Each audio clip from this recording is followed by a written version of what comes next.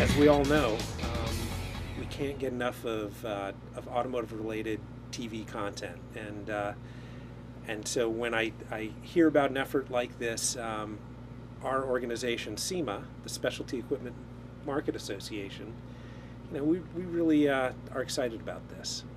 Well, I come from a long line of car guys. Whether it was my grandfather, who was a Ford dealer, or my dad, who was a Chevy dealer. The point is, I've got motor oil in my blood, just like a lot of you. And I started my career as a journalist, working for car magazines, which is, I don't know, I think that's every car guy's dream. But I wound up at SEMA, which is a trade association that represents all the great builders and customizers in this industry. And now I work as an advocate for the specialty equipment automotive industry. And we all know the SEMA show, and I'm a part of that and our international efforts. So really, it's I'm the Forrest Gump of the automotive industry. I just, all these great, wonderful things just keep happening to me. This is a dream come true, and probably most of it's wasted on me because there's so much awesome personalities and people and products that go on with the SEMA show. To be a little piece of that is really rewarding, and really gets me out of bed in the morning to go to work. I run to work. I'm so excited to be a part of this great thing called the SEMA industry and the SEMA show.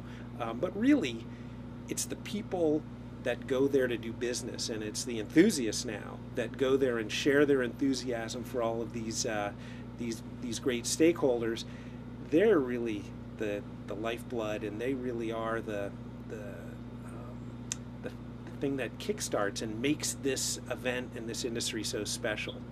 It is a magical place where you can rub shoulders with some of the icons of this industry, whether it's Chip Foose or Ryan Friedlinghaus, or really just the all-stars from this industry.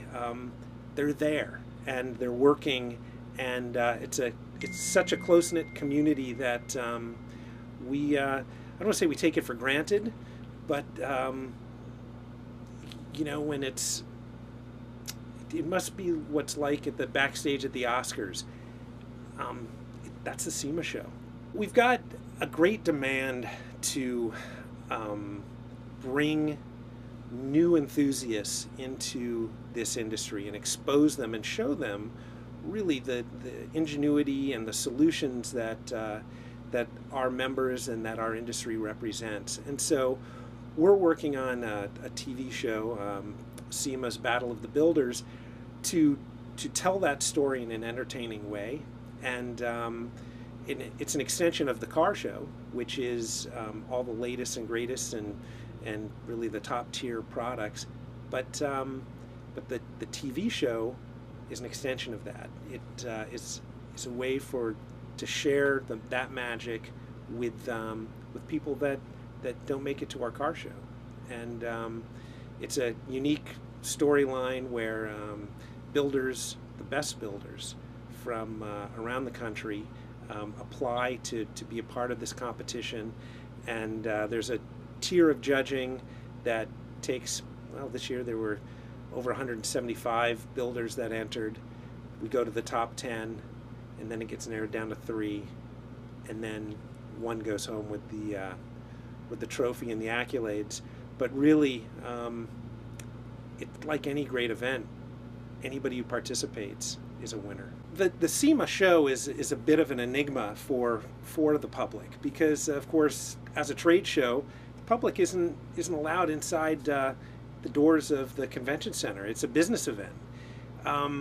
We're not immune. We're not deaf to the great, wonderful enthusiasm that the public has for modification and personalization and all the great parts and pieces that our industry represents. So we think we found a solution to expose the public to the great things that get unveiled at the SEMA show each year. And it's the rollout of cars, the parade of cars called the SEMA Cruise, right after the show ends on Friday at the convention center.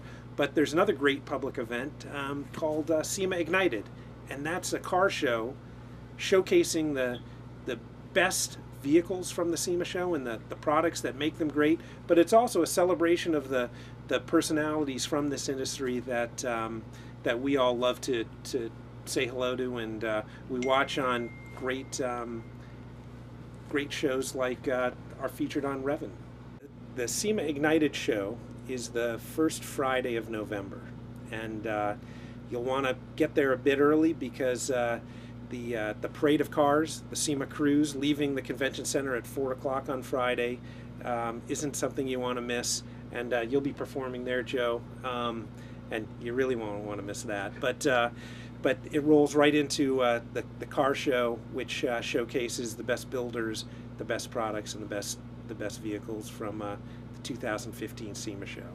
It's funny because you kicked off this conversation talking about it's the best show in the industry, and really that's what we treat as our North Star. We want this event to be the best.